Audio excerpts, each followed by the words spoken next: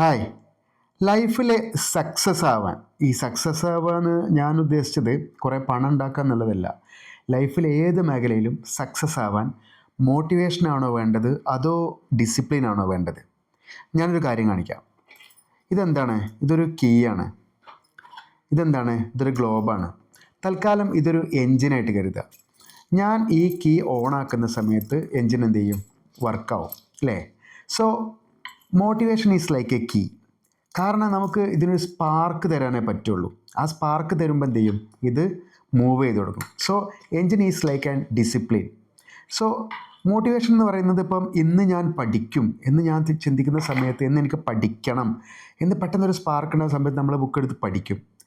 പക്ഷേ motivation it comes and goes. ചിലപ്പോൾ അത് തിരിച്ചു പോകും. നമ്മൾ വിചാരിച്ച രീതിയിൽ കിട്ടണമെന്നില്ല. സോ ഡിസിപ്ലിൻ എന്ന് പറയുന്നത് അങ്ങനെയല്ല.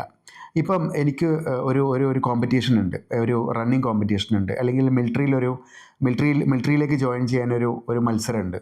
സോ ഞാൻ ആ മത്സരത്തിൻ്റെ ഒരു മാസമാണ് ആ മത്സരം ഉള്ളത്. ആ ഒരു 30 ദിവസം ഞാൻ പ്ലാൻ ചെയ്യാണ്. എല്ലാ ദിവസവും രാവിലെ 6 മണി മുതൽ 7 മണി വരെ ഞാൻ ഓടാൻ പോകുന്നു തീരുമാനിക്കുകയാണ്. ഒരാഴ്ച അയാൾ പോയി.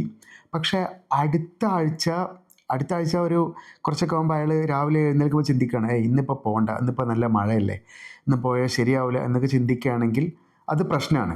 സോ അയാൾ ഡിസിപ്ലിൻ ഉള്ള ഒരാളാണെങ്കിൽ, അയാൾക്ക് ഇനി മടിയാണെങ്കിൽ പോലും അയാൾ ആ 1 മന്ത് ആ 7 to 8 അയാൾ കൺസിസ്റ്റൻ്റായിട്ട് അയാൾ മൂവ് ചെയ്യുകയാണെങ്കിൽ അയാൾക്ക് എന്ത് ചെയ്യാൻ പറ്റും?